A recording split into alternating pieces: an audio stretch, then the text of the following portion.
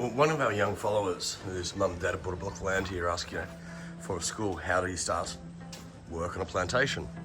Well, it's a Sunday morning, and obviously the ongoing joke is there's no such thing as pina colada Sunday, so you head out, you check everything out, pick between a motorbike and a Land Cruiser, and you go check the farm. The most important thing about a farm these days is, because everything's running on technology, the heart of the farm, of course, being right up here, the solar system, which has been upgraded at the moment.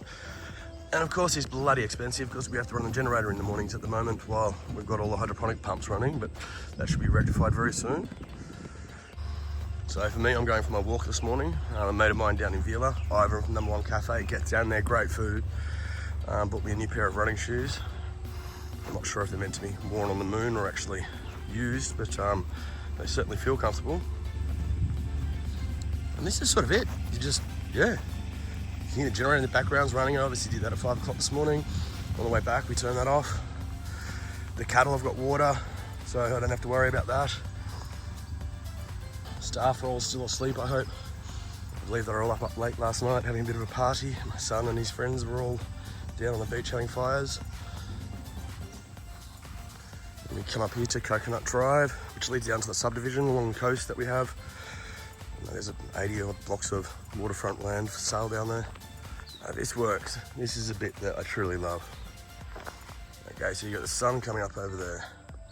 Just going around, you can see the hydroponics in the background, cattle grazing in the paddock, and under the coconut trees as well.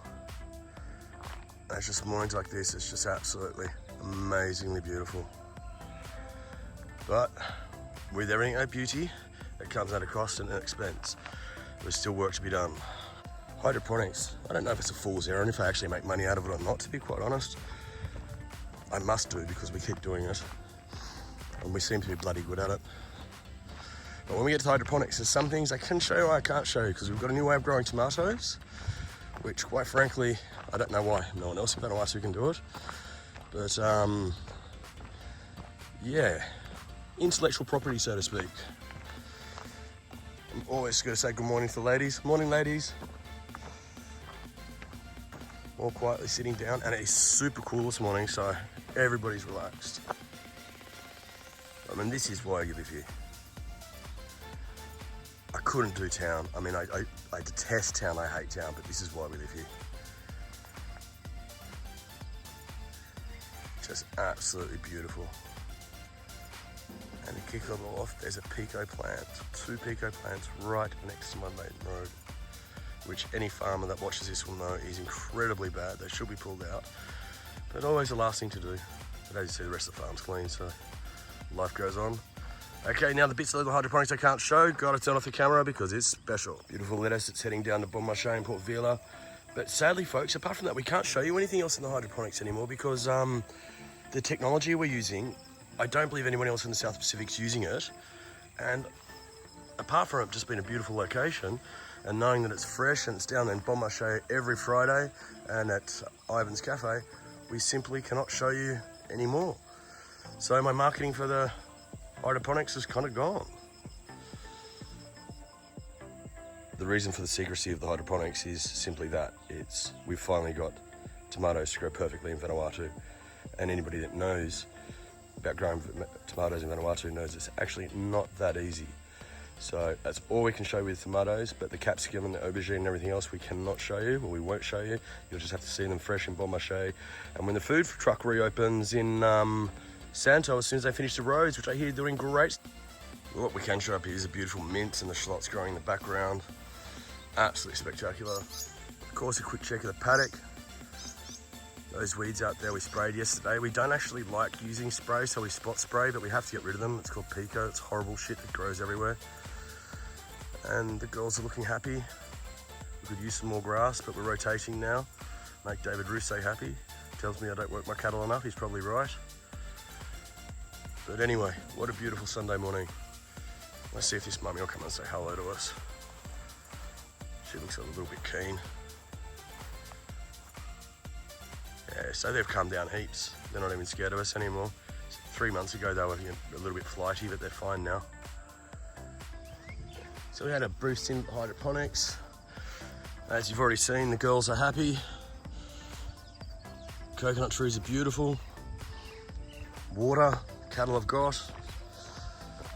So for a Sunday morning check so far, it's pretty good. I do have to jump on the motorbike and do the fence run and check them because it is the kids' weekend off. But I can't exactly do that for video because I don't have one of those flash cameras. But what I do have is this view. Don't know if you can see down there, there's a coconut tree in the salt water. This is why it's called Coconut Drive, obviously, because we're owned by coconuts. I mean, hate to state the obvious, but some people don't get it. It is a magical place to walk in the morning. Apart from the noise of the generator. But, what's his name? Kirsch in town. Big tall fella, lives in Luganville, really good with solar. Go and see him next to Carpenter Motors. He's upgrading our solar system, I think in the next 12 days. It's like Christmas, we're actually counting down the days, not having to turn the generator on in the mornings. It's like a magical experience. So, you've been asking for what happens on a farm. Well, this is kind of it. You know, we'll show you more through the day, but in some ways it can be incredibly boring. In other ways it's, you know, lots of fun. But I don't have neighbours for literally kilometres. I think my nearest neighbour would be, I don't know, over 2.5 k's away. I mean, if we go down sort of that way, beach goes to 6 kilometres. Go down past the old Hilux, down that way. We've got the rent house down there where the kids are staying at the moment. And that goes down another 500 metres that way. And back across the farm to the other side of the boundary around the 6 k's. I mean, there's another 2.5 kilometres that way. It's just awesome. One of the things that I've never been able to understand is people move to the tropics and you hear the noise of that generator, that shits me to death. So imagine if you lived in town, you moved to the tropics, you're not living on a beach, you're living in the middle of town, dogs barking, drunk people at night, and hey, it's any tropical town, yeah? I'm not being racist, any tropical town, and you've got to run air conditioning, that's cost you, we'll say you just use Australian dollars, if you run it 24 hours a day, it's costing you $50 a day. I mean, why? But then again, I'm not exactly the most social person in the world, so maybe going to a Nakamal and having a shitty coffee and sitting down and getting pissed and talking about the same stories over and over again at the same bars, whether it's Honiara, Port Vila, Port Moresby, Luganville. I mean, expats seem to be, it's a sad kind of life, actually. My grandfather always says it's a sunny place with shady people. I definitely know I'm as shady as shit. But at least I live on the beach. Got one of the island boats going past in the morning, dropping family home from Marlow probably.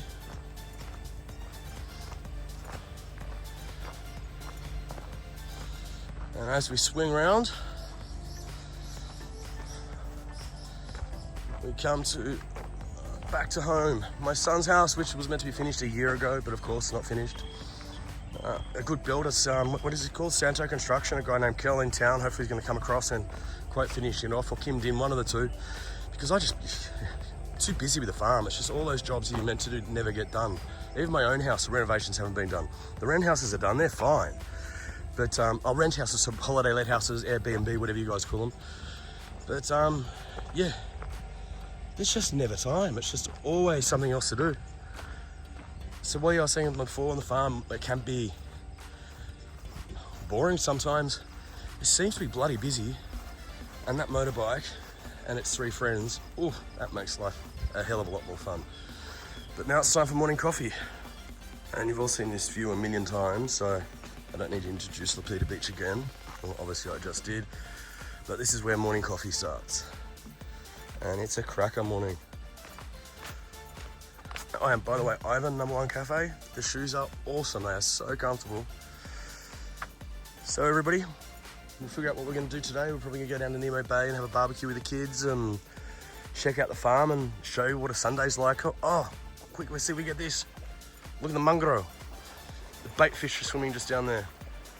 If we're lucky, a giant trevally. Oh, there we go, did you see the GT? I don't know if we got it or not, folks, yet, but the GTs are coming in. Okay, I'm gonna go get a fishing rod because I want that GT. That's breakfast. Allez, goodbye.